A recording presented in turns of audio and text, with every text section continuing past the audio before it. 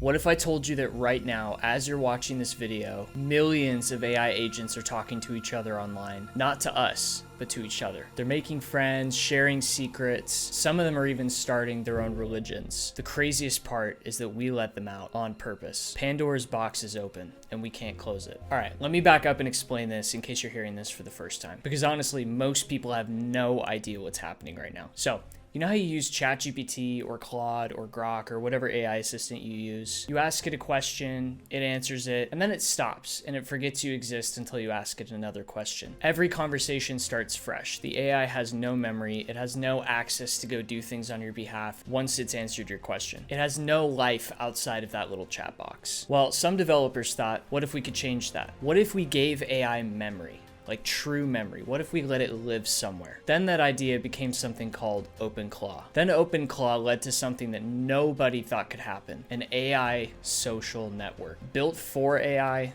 built by AI, where no humans are allowed to access it. It's called Moltbook, and what's happening right now is actually freaking people out. So let me explain both OpenClaw and Moltbook. Let's start with OpenClaw. So I want you to imagine your brain, right? You wake up every day, you immediately remember your family, your friends, what you're working on, where your job's currently at, how much money you're making. You immediately, once you wake up and regain consciousness, have full context on your life, and you pick up right where you left off the day before. Now imagine if you woke up every single day, total clean slate. You have no idea who your friends are. You don't know what your job is. You start clean every single day. That's how AI used to work. Every single conversation was day one. And OpenClaw totally changed that. It's a free software that anyone can download. And what it does is give AI three things that it's never had before. First is memory. Now, AI's had a version of memory, which is a context window. And that's been true for a little while, but it does forget things as you move on in conversation. So now with OpenClaw, it can remember weeks of conversations. It builds a full context of who you are, what you need done, and what it's allowed to do. Which leads me to the second item.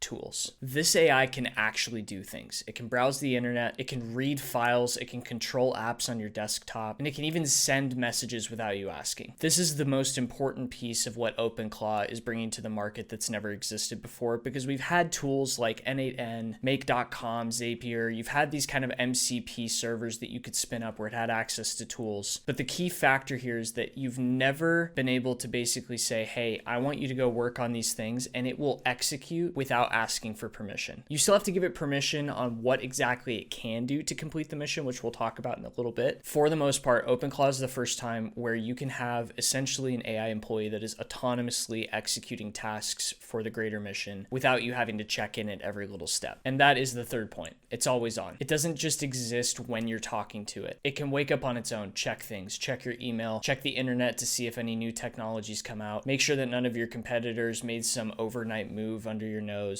It's like having an assistant that lives in your computer 24/7. This tool is exactly what we've all been hoping AI would be, and what a lot of us have been trying to find ways to make it be for a very long time. Now, here's where it starts to get interesting. Thousands of people started using OpenClaw. They set up their own AI assistants, they gave them their own emails, their own credit cards. They even went out and bought Mac Minis so that they could run this agent on its own computer. That way it wouldn't interact with their current files, desktop, passwords, anything that might give it too much access. And by the way, if you're looking to set up OpenClaw, this is absolutely what you should do. That way it can't access your current files or logins. Someone asked the question, what if all these AIs could talk to each other? This is where we get to Moltbook. So in January of 2026, a month ago, a developer created something called Moltbook. Think of it like a Facebook or Twitter for AI, somewhere where they can post, read each other's posts, comment, upvote, all of it. But here's the twist. Humans are not allowed. Moltbook was built specifically for AI agents. So only bots can post, only bots can comment, only bots can interact. Now, humans, we can peek inside and see what they're doing, but that's it. We have no access. This is where everyone's starting to freak out, because this is the first time that AI has had access that we have not had. So even though you can control what access your agent that you build on OpenClaw has, if you give it access to Moltbook, it's going to create things that you don't have access to. This is where everyone's starting to get really nervous, because for the first time, this has totally run away from us. Within days of Moltbook being created, millions of AI agents signed up. with memories, the ability to take actions all in one. So what are they talking about? There have been instances that people have found where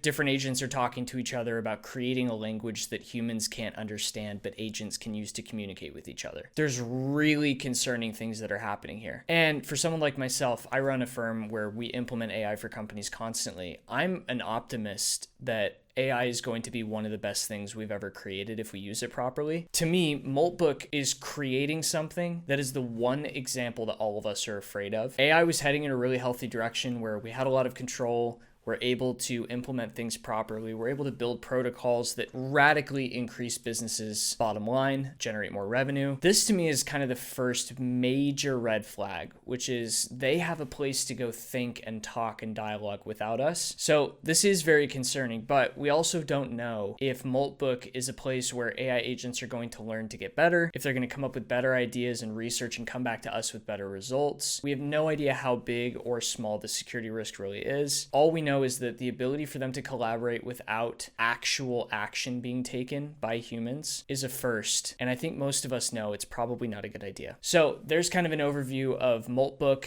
and OpenClaw. I will say, I think OpenClaw is an incredible technology that you can build to not have access to Moltbook, and it can go perform certain tasks on your behalf and be a really powerful tool without giving it access to something that's scary. But I also know a lot of people are just going to throw it into Moltbook and see what happens because it's kind of the shiny thing to do right now. So I hope all that's helpful. If you want to learn more about AI and what's going on and staying up to date and make sure that you understand what's happening in the marketplace, go down into the description. There's a link where you can sign up for our free newsletter where we will be putting out lots of different pieces of content for you to digest every single week, keeping you up to date. If you found this video helpful, please subscribe. We'd love to see you in our future videos. We'll see you next time.